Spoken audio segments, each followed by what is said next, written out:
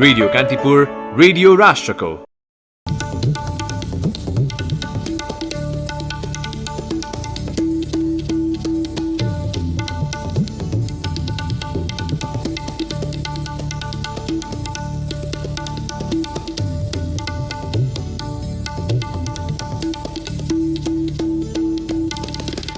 मुलुकमा थप 331 जनामा कोरोना संक्रमण पुष्टि। संक्रमितको संख्या 8605 पुग्यो। संक्रमण 74 जिल्लामा फैलियो। स्वास्थ्य सामग्री खरिद प्रक्रियामा भएको आर्थिक अनियमितताबारे सर्वत्र आलोचना। सरकारको पारदर्शिता खोज्ने संसदीय समितिहरू भने मौन। कोरोना संक्रमणका कारण मृत्यु भएकाहरूको सब व्यवस्थापनमा चुनौती। छापामार शैली अपनाउनु परेको सरकारवालाको गुनासो। चीनद्वारा हङकङ लक्षित नयाँ राष्ट्रिय सुरक्षा कानून लागू। हङकङको स्वतन्त्रतामा अंकुश लाग्ने आशंका। र इङ्ग्लिस प्रिमियर लिग फुटबलमा वाटफोर्ड र लेस्टर सिटी बीच 1-1 को बराबरी। स्पेनिस ला लिगामा स्पेन्योल विरुद्ध लेभान्तेको सहज जित। नमस्कार, कान्तिपुर डायरीका साथमा सहकर्मी केशु र म पार्वता। समाचार अब विस्तारमा। पछिल्लो 24 घण्टामा 24वटा प्रयोगशालाबाट 7416 जनाको पीसीआर विधिबाट नमुना परीक्षण भएको स्वास्थ्य तथा जनसङ्ख्या मन्त्रालयले जनाएको छ। मन्त्रालयको नियमित प्रेस ब्रिफिङका क्रममा प्रवक्ता प्राध्यापक डाक्टर जागेश्वर गौतमले पछिल्लो 24 घण्टामा थप 331 जना संक्रमित भेटिएको जानकारी दिनुभयो। 49 महिला र 282 पुरुष गरी जम्मा 331 जना संक्रमित भेटिनु भएको छ र हालसम्म संक्रमितहरूको संख्या 8605 पुगेको छ। त्यसमध्ये महिला 756 जना र पुरुष 7849 जना हुनुहुन्छ। ब्रिफिङका क्रममा कोभिड-19 संक्रमण मुलुकका 74वटा जिल्लामा फैलिसकेको पनि उहाँले बताउनुभयो। कोभिडबाट कसरी बच्न सकिन्छ भन्ने प्रश्नमा यसबारे यकिन जानकारी नभएको प्रवक्ता गौतमको भनाइ थियो। सामान्यतया यस भाइरसको संक्रमण कसरी हुन्छ भन्ने बारेमा यकिन जानकारी छैन। तथापि रुगा, खोकी तथा श्वास प्रश्वासका बिरामीको नजिक नजाने, हातको सरसफाई नियमित गर्ने, मास्क लगाउने र भिडभाडबाट बच्ने, यसो गर्यो भने यो संक्रमण हुने सम्भावना कम रहन्छ। प्रवक्ता गौतमले नोभल कोरोना भाइरसले गर्दा हुने रोगका लागि कुनै खास उपचार नरहेको उल्लेख गर्नुभयो। यद्यपि भाइरसले निम्ताएका लक्षणको उपचार गर्न सकिने उहाँको भनाइ थियो। यसका लागि खोप उपलब्ध भइ नसकेको पनि उहाँले प्रस्ट्याउनुभयो। यो भाइरसले निम्ताएका धेरै लक्षणहरूको उपचार गर्न सकिन्छ। त्यसैले बिरामीको उपचार लक्षणको आधारमा गरिन्छ। ज्वरो आएमा ज्वरोको उपचार गरिन्छ। श्वास फेर्न गाह्रो भयो भने त्यसको उपचार गरिन्छ। श्वास फेर्न धेरै नै गाह्रो भयो भने अक्सिजन दिइन्छ र अक्सिजन दिएर पनि स्याचुरेसन अक्सिजनको मात्रा पुगेन भने भेन्टिलेटरमा हालेर उपचार गरिन्छ। साथै यस भाइरसको विरुद्ध हाललाई कुनै पनि खोप उपलब्ध भइसकेको छैन। मुलुकमा रहेका विभिन्न क्वारेन्टाइनमा 1,02,245 जना रहेको मन्त्रालयले जनाएको छ। यस्तै 7,500 जना आइसोलेसनमा रहेको मन्त्रालयको तथ्याङ्कमा उल्लेख छ। उपचारपछि घर फर्किनेको संख्या 1,578 रहेको छ भने कोभिड-19 का कारण 22 जनाको मृत्यु भइसकेको छ। पछिल्लो 24 घण्टामा कोरोना संक्रमणको कारण कसैको पनि मृत्यु नभएको मन्त्रालयले जनाएको छ। अब कान्तिपुर सविस्तारको पालो। कान्तिपुर सविस्तार। चीनबाट सेनाले स्वास्थ्य सामग्री खरिद गर्दा आर्थिक अनियमितता भएको भन्दै आलोचना बढिरहेको छ। यसअघि निजी क्षेत्रको कम्पनी ओम्नीले समेत स्वास्थ्य सामग्री खरिद गर्दा चरम आर्थिक अनियमितता भएको गुनासोपछि सरकारले G2G प्रक्रिया मार्फत सेनालाई खरिदको जिम्मा दिएको थियो। यी दुवै निकायबाट स्वास्थ्य सामग्री खरिद गर्दा राज्यलाई कम्तीमा 1 अर्ब रुपैयाँ व्ययभार भएको सरकारवाला बताउँछन्। यस्तै कोरोना रोकथाम तथा नियन्त्रणका लागि सरकारले खर्च गरेको 10 अर्ब रुपैयाँको पारदर्शिता माग गर्दै सडकदेखि सदनसम्म विरोध भइरहेको छ। सरकारको पारदर्शिता खोज्ने संसदीय समितिहरू भने यी विषयमा मौन छन्। विश्वव्यापी महामारीको रूप लिएको कोभिड-19 को संक्रमण जोखिम बढेसँगै सरकारले गत चैत 11 गतेदेखि झण्डै 3 महिना पूर्ण रूपमा लकडाउन गर्यो। कोभिड-19 रोकथाम तथा नियन्त्रणका लागि भन्दै यो बीचमा सरकारले निजी क्षेत्रको कम्पनी ओम्नी र G2G प्रक्रियामा सेना मार्फत स्वास्थ्य सामग्री खरिद प्रक्रिया अघि बढायो। तर ती दुवै निकायले चीनबाट खरिद गरेका स्वास्थ्य सामग्रीमा कम्तीमा 1 अर्ब राज्यलाई नोक्सानी पुर्याएको सार्वजनिक भइसकेको छ। कोरोना रोकथाम तथा नियन्त्रणका लागि भन्दै राज्य ढुकुटीबाट 10 अर्ब खर्च भएपछि त्यसको समेत चौतर्फी आलोचना भएको छ भने विरोधमा सडकदेखि सदनसम्म तातेको छ। विपदका बेला राज्यलाई निकास दिने भन्दा पनि आफ्नै झोली भर्नेका कारण सर्वसाधारणमा निराशा छाएको छ। यस्तो अवस्थामा सरकारी हर हिसाबको पारदर्शिता खोज्ने र आवश्यक परे लगाम लगाउने संसदीय समितिहरू भने निष्क्रिय जस्तै देखिएका छन्। सरकारको प्रतिपक्ष समेत मानिने सार्वजनिक लेखा समितिका सभापति भरत कुमार शाह लकडाउनकै कारण सरकारी आर्थिक अनियमिततामा ध्यान पुग्न नसकेको बताउँछन्। बन्द थियो कोभिडको, अब फेरि पार्लियामेन्ट चलेको थिएन हैन, मिटिङ पनि सिन्धुरार बन्द गरिदिएको थियो, कर्मचारी कोही आउँथेनन्, के गर्छन्। सोमबार फेरि त्यो स्वास्थ्यको सचिव स्वास्थ्य दिदीहरूलाई बोलाएछ, त्यहाँ डिटेल्स के छलफल भएर फेरि के गर्नुपर्छ गरी महानिर्देशक। लकडाउनका कारण मुलुकको समग्र अर्थतन्त्र ठप्प छ। यस्तै अवस्थामा पनि भ्रष्टाचारको गन्ध आउने जनमत माथिकै घात भएको अधिकांशको टिप्पणी छ। संसदका अधिकांश समितिमा यतिखेर सत्तारूढ दलकै सांसदको हालिमुहाली छ। राजनैतिक भविष्यका कारण पनि सरकारका विषयमा प्रश्न उठ्न नदिन तथा कैयौं सदस्य उपस्थित नहुने र गणपूरक संख्या नै नपुर्याउने वातावरण ल्याउने गरेकाले कैयौं विषय अन्यलमा पर्ने गरेको सुनाउँछन् संसदीय मामिला पत्रकार समाजका पूर्व अध्यक्ष हरिबहादुर थापा। लेखा समितिको प्रमुख भूमिका हुन पर्यो। 2/3 बहुमत सत्तारूढ दलसँग हुनु र उनीहरूले चाहिँ चारमा खोजेको भनेको बैठक बोलायो भने सरकारलाई पनि जवाफ दिन बोलाउनु पर्छ। जवाफ दिने क्रममा त सरकारले जे हो त्यो भन्नुपर्ने हुन्छ। त्यो भन्नु नपरोस् भनेर यो ढाकछोप गरे जस्तो लाग्छ मलाई चाहिँ अहिले चाहिँ। सार्वजनिक लेखा समितिको बैठक झण्डै 3 महिना बस्न सकेन। जनजीवनसँग प्रत्यक्ष जोडिएका राष्ट्रिय सवालका महत्वपूर्ण विषयमा सरकारवाला समितिले आँखा चिम्निदा गलत काम गर्नेहरूको मनोबल पनि बढ्ने गरेको छ। संसदीय अभ्यासमा सरकारवाला समितिका सभापतिले देशको समसामयिक अवस्था हेरी आवश्यक परेमा जुनसुकै समयमा बैठक आह्वान गर्ने अधिकार भए पनि कानुनै नभएको सार्वजनिक लेखा समितिका सदस्य तेजुलाल चौधरीको गुनासो छ। मान्छेहरूले उजुरी हाल्यो, सांसारिक घटनाहरूको विषयमा बढी चर्चा भयो भने सभापतिले र हामीले कहिलेकाहीँ यो विषयमा बैठक बोलाउनु पर्यो भन्ने सल्लाह लिन्छ। धेरै दिनपछि बैठक बोलाएको त्यहाँ मिटिङमा हामीले लामो पिरियड पछि 3 महिना पछि जस्तो 3-3.5 महिनै भए पनि बैठक बोलाएको भने चर्चा हुन्छ। यसो त राज्य दोहनबाट रोक्ने र त्यसमा सम्बन्धित निकायलाई खबरदारी गर्ने अधिकार राज्य व्यवस्था तथा सुशासन समितिमा पनि हुन्छ। मुलुकको सुरक्षा अवस्था, सार्वजनिक प्रशासन, स्वच्छ निर्वाचन, संवैधानिक आयोगहरूको प्रभावकारिता तथा शान्ति प्रक्रियासँग जोडिएका सम्बन्धित निकायका क्रियाकलापहरूलाई संसदीय निगरानी गर्ने अधिकार हुँदाहुँदै एकअर्का समितिले काममा हस्तक्षेप हुने गुनासो आउने भन्दै पञ्चिनी माध्यम खोज्छ। समिति सभापति शशि श्रेष्ठ। अब मुख्य गरेर राज्य व्यवस्था तथा सुशासन समितिको आफ्नै कार्यक्षेत्र छ र यसमा सुशासन पनि जोडिएको कारणले गर्दाखेरि नसक्ने भन्ने कुराहरू भएन, सकिन्छ, गरिएको पनि छ। अनि उनले हाम्रो अधिकार हस्तक्षेप गर्यो भने उनले हाम्रो क्षेत्रमा उ गर्यो भन्ने त्यस्ता खालका समस्या चाहिँ छन् कि मुलुकको सुशासन तथा भ्रष्टाचार जन्य घटनाहरूमाथि खबरदारी गर्ने गैर सरकारी संस्था ट्रान्सपरेन्सी इन्टरनेशनल नेपालका अध्यक्ष खेमराज रेग्मीले नेतृत्वको आडमा संसदका समिति चल्ने गरेको आरोप लगाए। राजनैतिक भविष्यमाथि प्रश्न उठ्ने डरले सांसदहरू नै छलफलमा सहभागी नहुने गरेको उनको भनाइ छ। यो चाहिँ जुन संसद छ अथवा संसदका समितिहरू छन् तिनीहरू के भएका छन् भनेदेखिलाई कार्यकारिणीको चाहिँ छायाको रूपमा रहेको चाहिँ देखियो। सरकारबाट पाउने सुविधाहरू पछि आफ्ना चाहिँ हुने सम्भावनाहरू बन्द हुन्छन् भनेर सरकारमाथि चाहिँ नियन्त्रण गर्ने उले गरेका चाहिँ गलत क्रियाकलाप र चाहिँ अनियमिततालाई चाहिँ रोक्नको लागि कुनै पनि कदम नचालेको अवस्था छ। संसदीय समितिका नाममा राजनीतिक नेतृत्वले आफ्ना आसेपासे सांसदलाई अवसर दिने थलोको रूपमा विकास हुँदै गएका संसदीय समितिहरू सुख र सुविधाका भोगी बन्दै गइरहेका छन्। नेतृत्वको इशारामा विपक्षीलाई ताक परेका समयमा कठालै समाएर अठ्याउने तालिम प्राप्त प्रतिनिधिले सरकारका गलत कदम विरुद्ध भने आवाज उठाउन सकेका छैनन्। चाहे त्यो वाइडबडी भ्रष्टाचार काण्ड होस् या अहिलेको स्वास्थ्य सामग्री खरिद प्रक्रियाको आर्थिक अनियमितता। रेडियो कान्तिपुरका लागि सन्तोष गन्धर्व। कान्तिपुर सविस्तार।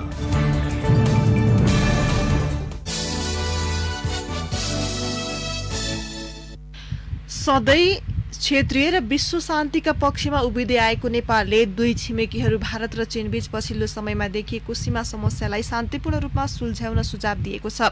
परराष्ट्र मन्त्रालयले आज अपराह्न जारी गरेको विज्ञप्तिमा लद्दाखको गलवान उपत्यका क्षेत्रमा उब्जिएको समस्यालाई समाधान गर्न नेपालका दुई मित्रवत छिमेकीहरू सक्षम रहने विश्वास व्यक्त गरिएको छ। विज्ञप्तिमा भनिएको छ, असल छिमेकीपनाको भावनासहित आपसी नमिलेका कुराहरूलाई द्विपक्षीय, क्षेत्रीय र विश्व शान्ति तथा स्थायित्वको शान्ति शान्तिपूर्ण माध्यमबाट उब्जिएको समस्या हल हुनेमा नेपाल विश्वस्त छ। गलवान उपत्यकामा चीन र भारतका सैनिक बीच गत सोमबार हिंसात्मक झडप भएको थियो। सो क्रममा 20 भारतीय सैनिकको मृत्यु भएको छ। चीनतर्फ क्षति भए नभएको यकिन छैन।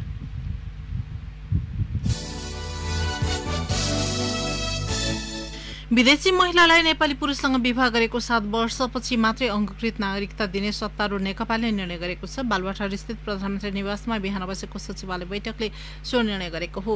नेपालीसँग विवाह गरेका विदेशी महिलालाई 7 वर्षपछि वैवाहिक अंगीकृत नागरिकता दिने र त्यसबेलासम्मका लागि स्थायी आवश्यक प्रमाणपत्र दिने व्यवस्था गर्ने निर्णय सचिवालय बैठकले गरेको प्रवक्ता नारायण काजी श्रेष्ठले जानकारी दिनुभयो। नेपाली नागरिक पुरुषसँग विवाह गर्ने विदेशी महिलाको हकमा 7 वर्ष देश बसेको पुष्टि भएपछि आफ्नो विदेशमा नागरिकता वा त्यस्तै प्रमाणपत्र लिएको भए त्यसलाई परित्याग गर्ने कारबाही चलाएको प्रमाण पेश गरेपछि सम्बन्धित व्यक्तिले वैवाहिक नागरिकता प्राप्त गर्नु उपयुक्त हुन्छ भन्ने निष्कर्ष निकालेको छ।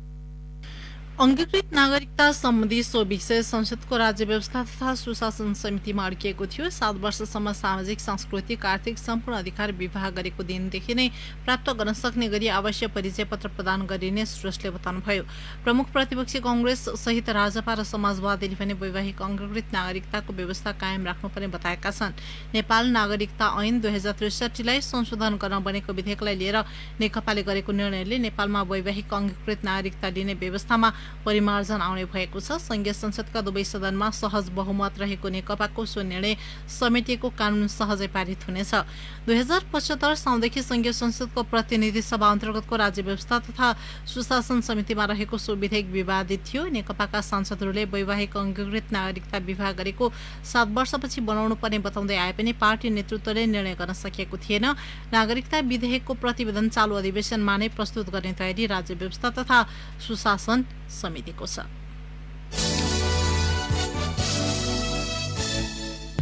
कोरोना भाइरस संक्रमण फैलिएपछि कैयौं मानिसको चिल्ली बिल्ली नै भएको छ। धेरै जनाको गाँसबास, स्वास्थ्य र शिक्षा खोसिएको छ। भयावह बन्दै गएको कोरोना कहरमा बाँच्नेहरूले धेरै खाले संकटको सामना गरिरहेका छन् भने बाँच्नेहरूको कथा व्यथाले त कुरा गरिसाध्य छैन। कतिसम्म भने संक्रमणबाट मृत्यु भएकाहरूको दाह संस्कार र शव व्यवस्थापनमा समेत चुनौती चुलिँदै गएको छ। नेपालगञ्जबाट जे पाण्डेको रिपोर्ट।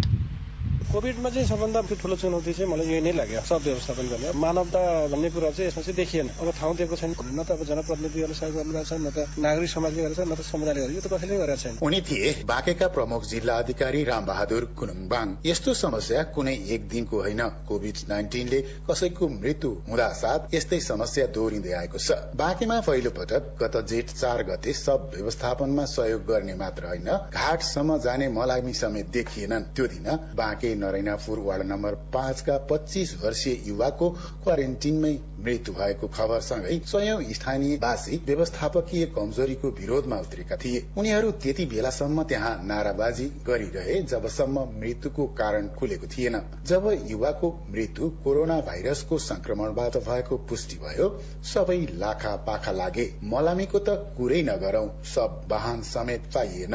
प्रहरीले जोखिम मोल्दै सब राप्ती नदी किनारमा लैजाँदा समेत स्थानीयले सहयोग गर्नु त परै जाओस्, उल्टो अवरोध र विरोध गरे। त्यस्ता धेरै घटना दोहोरिँदै आएका छन्। बैजनाथ गाउँपालिकाकी 46 वर्षीय महिलाको असार 1 गते कोरोना भाइरस संक्रमणबाट मृत्यु हुँदा पनि उस्तै समस्या देखियो। नेपाली सेनाले सब व्यवस्थापन गर्ने त भन्यो, तर मान खोलासम्म पुर्याउन सब वाहन पाएन। नेपालमा कोरोना भाइरसको संक्रमणबाट मृत्यु हुने ती 20औं व्यक्ति थिइन्। आफ्नै गाउँकी महिलाको सब व्यवस्थापनका बेला ठूलो समस्यासँग जुधेका पूर्व राज्य मन्त्री दलबहादुर सुनार। एउटा गाउँमा 3 र 4 वटा लासहरू एकैचोटि देखिने स्थिति भयो भने हामी कसरी व्यवस्थापन गर्छौं? यतिसम्मको अप्ठ्यारो अवस्था रह्यो कि लास कहाँ व्यवस्थापन गर्ने भन्ने ठाउँसम्म नपाउने स्थितिहरू रहेको छ। एउटा सब व्यवस्थापन गरेको 24 घण्टा नपुग्दै नेपालगञ्ज मेडिकल कलेज शिक्षण अस्पताल कोहलपुरमा भर्ना भएकी कैलाली लम्की चुवाकी 43 वर्षीय महिलाको निधन पनि कोरोना भाइरसको संक्रमणबाट भयो।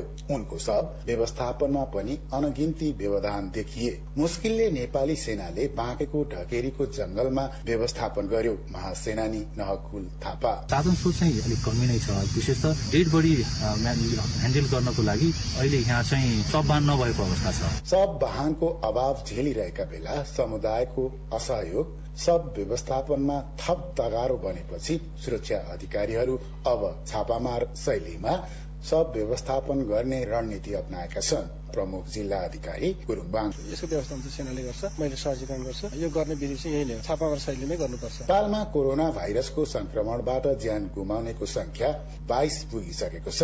संक्रमणबाट अझै पनि मानिसको ज्यान जान सक्ने खतरा टरिसकेको छैन। तसर्थ सरकारले कम्तीमा पनि उच्च जोखिम देखिएका जिल्लामा सब वाहनको व्यवस्था गर्न सके मृतकको भौतिक शरीर व्यवस्थापनमा ठूलो सघाउ पुग्ने थियो। रेडियो कान्तिपुरका लागि जे पाण्डे, नेपालगञ्ज। कान्तिपुर डायरीमा अब ब्रेकको पालो।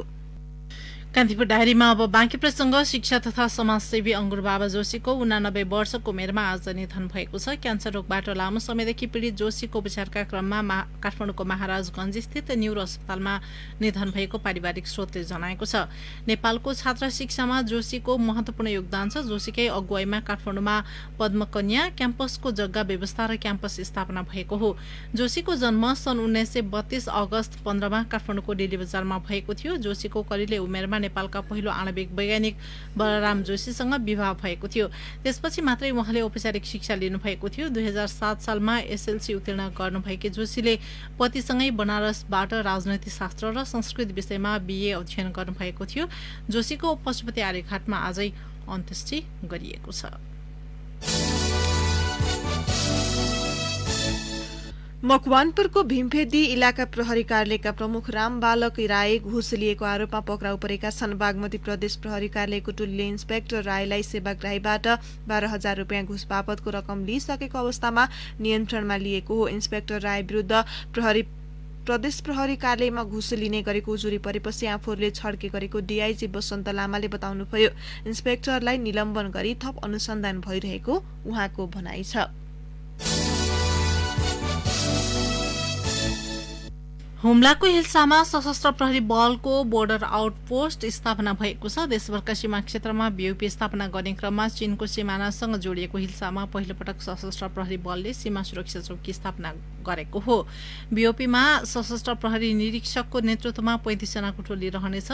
सीमाको सुरक्षा तथा अन्य आपराधिक गतिविधि नियन्त्रण तथा रोकथाम गर्नु बीओपीको पहिलो प्राथमिकता भएको र हिल्सा नाकाबाट नेपाल र चीन दुई देशका विरुद्ध हुने गतिविधिमाथि बीओपीले निगरानी गर्ने सशस्त्र प्रहरी बल नम्बर 44 गुल्म हुम्लाका प्रमुख डीएसपी मोहन विष्टले बताउनुभयो।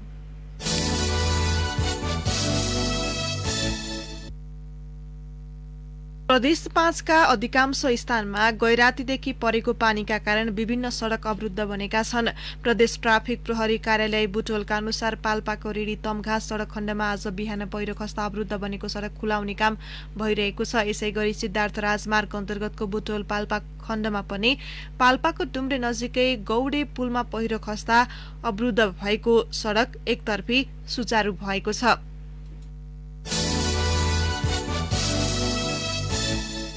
कोरोना संक्रमित स्वास्थ्यकर्मीहरूलाई सुरक्षित बस्न ठाउँ नभएको भन्दै पर्वत अस्पतालमा कार्यरत स्वास्थ्यकर्मीहरूले अस्पताल प्रशासन घेराउ गरेका छन्। कोरोना रोकथाम जिल्ला स्तरीय कमाण्ड पोस्टको बैठक बसिरहेका बेला स्वास्थ्यकर्मीहरूले प्रशासन घेराउ गरेका हुन्। कोरोना संक्रमण पुष्टि भएको 2 दिनसम्म पनि प्रशासनले बसोबासको व्यवस्था मिलाउन नसकेको भन्दै असन्तुष्टि बनेका स्वास्थ्यकर्मीहरूले बाँकी 81 जनाको रिपोर्ट आए स्थिति अझै चुनौतीपूर्ण हुने भन्दै सचेत समेत गराएका छन्।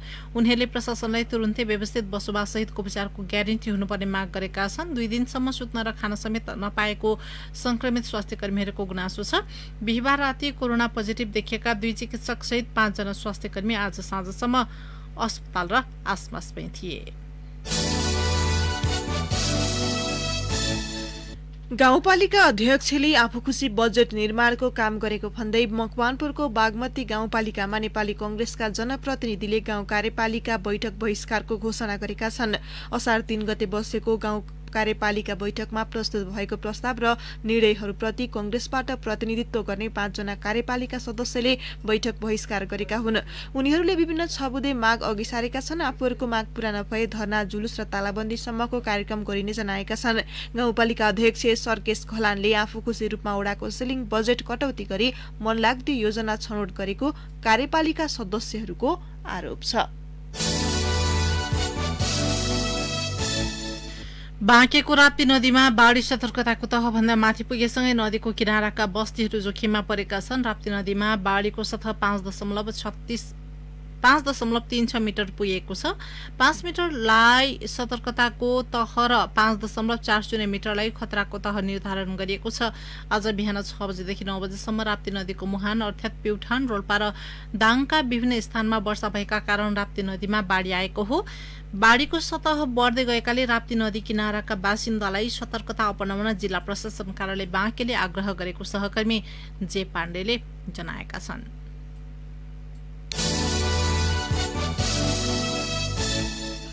गुल्मीमा बिहिबार होम क्वारेन्टाइनमा मृत्यु भएका पुरुषमा कोरोना पुष्टि भएको छ। होम क्वारेन्टाइनमा बसेका छत्रकोट गाउँपालिका 5 का 69 वर्षीय पुरुषको कोरोना रिपोर्ट पोजिटिभ आएको स्वास्थ्य कार्यालय गुल्मीका सूचना अधिकारी पशुपति आचार्यले जानकारी दिनुभयो। उनी जेठ 25 गते भारतबाट आएर होम क्वारेन्टाइनमा बस्दै आएका थिए। उनको शुक्रबार पीसीआर रिपोर्टका लागि स्वाब पठाइएकोमा आज पोजिटिभ आएको हो।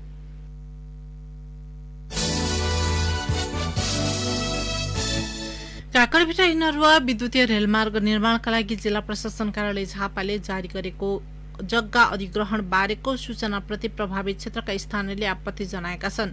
उनीहरूले जग्गा अधिग्रहणको सूचनाले प्रभावित क्षेत्रका बासिन्दालाई अन्यल बनाएको पनि बताएका छन्। जग्गाको किता नम्बर उल्लेख नगरी प्रशासनले सूचना निकालेको उनीहरूको आरोप छ। 2038 सालदेखि भोगचलन गर्दै आएको जग्गाको किता नम्बर समेत सूचनामा नमिलेको बिर्तावन नगरपालिका 7 का रञ्जित प्रसाईले बताउनुभयो। उनीहरूले चलन चल्तीको मूल्य अनुसार मुआब्जा पाउनुपर्ने माग राखेका छन्। जिल्ला प्रशासन कार्यालयले गत जेठ 24 गते जग्गा अधिग्रहणको सूचना प्रकाशित गरेको थियो। जिल्लामा 303 बिघा जमिन रेलमार्गका लागि अधिग्रहण गर्नुपर्ने सूचनामा उल्लेख छ। अब केही समाचार संक्षेपमा। काठमाडौँमा युवाहरूले आज अनुहार र शरीरमा बेसार र रातो रंग दलेर शहीद गेटमा सरकार विरोधी प्रदर्शन गरेका छन्। शान्तिपूर्ण प्रदर्शनमा उनीहरूले सरकारले कोभिड-19 रोकथामका लागि प्रभावकारी काम नगरेको, भ्रष्टाचार, हिंसा आदिलाई प्रश्रय दिएको लगायतका विषयमा विभिन्न नारा र संकेतको प्रयोग गर्दै प्रदर्शनमा सहभागी थिए। मुगुमा कोरोना संक्रमितको संख्या शून्य भएको जिल्ला स्वास्थ्य सेवा कार्यालयले जनाएको छ। पीसीआर परीक्षणको क्रममा खत्याड गाउँपालिका 2 का 27 वर्षीय युवकको दोस्रो पटक स्वाब संकलन गरी पीसीआर परीक्षणको रिपोर्ट नेगेटिभ आएपछि मुगुमा कोरोना संक्रमित शून्य देखिएको जिल्ला स्वास्थ्य सेवा प्रमुख निर्मल नगरकोटीको भनाइ छ। पूर्व पश्चिम राजमार्गमा पर्ने कैलालीको गोदावरी नगरपालिकामा आजदेखि पुनः लकडाउन गरिएको छ। नगर उपप्रमुख रत्ना कठायतले कोरोनाको उच्च जोखिममा रहेकाले नगरपालिकामा लकडाउन घोषणा गरिएको बताउनुभयो। गोदावरी नगरपालिकामा एकजनाको कोरोना संक्रमणबाट मृत्यु भएको थियो। हिमाली जिल्ला मनाङ जोड्ने सड़क अवरुद्ध भएको छ। लमजुङ खण्डको स्यागे र मनाङ खण्डको ताल डाँडा नजिकै पहिरो गएपछि मनाङ जाने एकमात्र बेसी सहर चामे सड़क अवरुद्ध भएको हो। यस्तै 3 दिनदेखि परेको लगातारको वर्षाले बुटवल सन्धिखरको गोडुसिंह सड़क पनि अवरुद्ध भएको छ। गुल्मीमा गएको ज 3997 नम्बरको जीप दुर्घटना हुँदा एकजनाको मृत्यु भएको छ। 2 जना घाइते छन्। सुत्केरी बोकेको जीप धुरकोट गाउँपालिका 3 हाङहाडे स्थित खुर्पाखोला नजिकै दुर्घटनामा परेको हो। दुर्घटनामा स्थानीय 19 वर्षीय तुलसीराम काउछाको मृत्यु भएको एसपी राजेन्द्र सिंह खड्काले जानकारी दिनुभयो। कान्तिपुर डायरीमा पुनः ब्रेकको पालो। अब आर्थिक प्रसंग। राष्ट्र ब्याङ्कले सहुलियत दिए मात्र तत्काल शेयर बजार खुला गर्न सकिने नेपाल धितोपत्र बोर्डले स्पष्ट पारेको छ। लकडाउन यता करिब बन्द रहेको शेयर बजार सञ्चालनका लागि बोर्ड र नेपाल स्टक एक्सचेन्ज नेप्सेमाथि लगानीकर्ताको दबाव बढ्दै गएपछि बोर्डले सहुलियतको माग गरेको हो। शेयर धितो कर्जाको सीमा बढाइदिन र विद्युतीय माध्यम कनेक्ट आइपीएसबाट हुने भुक्तानीको सीमा हटाउन माग गरेको बोर्डका अध्यक्ष भीष्मराज ढुङ्गानाले बताउनुभयो। यी दुई माग तत्काल पूरा भए मात्र शेयर बजार सञ्चालन गर्न सकिने उहाँको भनाइ थियो। अब अन्तर्राष्ट्रिय प्रसङ्ग चीनले हङकङ लक्षित नयाँ सुरक्षा कानूनको लागू गरेको छ। बेजिङले हङकङ लक्षित नयाँ राष्ट्रिय सुरक्षा कानून आज घोषणा गरेको हो। चीनले सन् 1997 मा हङकङको सत्ता हातमा लिएपछि नागरिकको अधिकारसँग जोडिएका अधिकांश विषयलाई सुरक्षा कानूनमा समावेश गर्न खोजिएको समाचार संस्था रोयटर्सले उल्लेख गरेको छ। नयाँ सुरक्षा कानूनले सर्वसाधारणको अधिकारमा अंकुश लगाउन सक्ने भन्दै आशंका समेत गरिएको छ। यसअघि सो सुरक्षा कानूनलाई लिएर हङकङमा प्रजातन्त्र पक्षधरहरूले व्यापक विरोध प्रदर्शन गरेका थिए। नयाँ सुरक्षा कानून हङकङको सुरक्षा र गुप्तचर निकाय तथा अपराध विरुद्ध केन्द्रित हुने बेइजिङले दावी गरेको छ।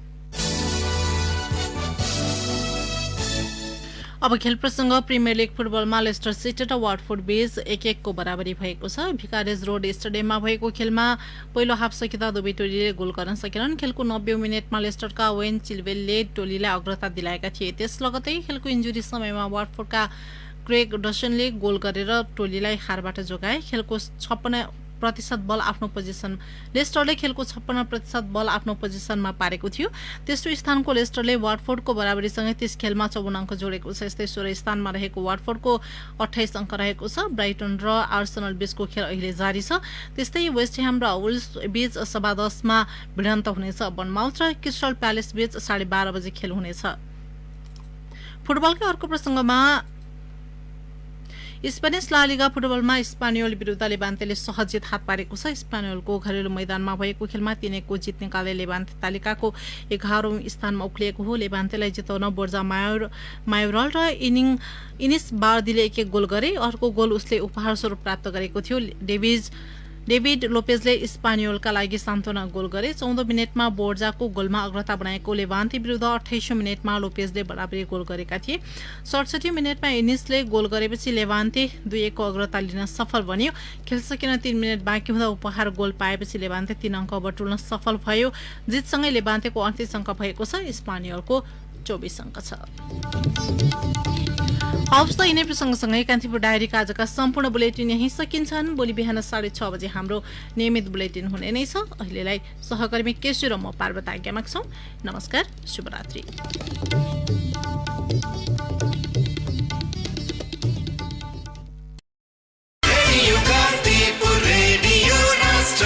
सूचना र मनोरञ्जनको संवाहक रेडियो राष्ट्रको रेडियो कान्तिपुर।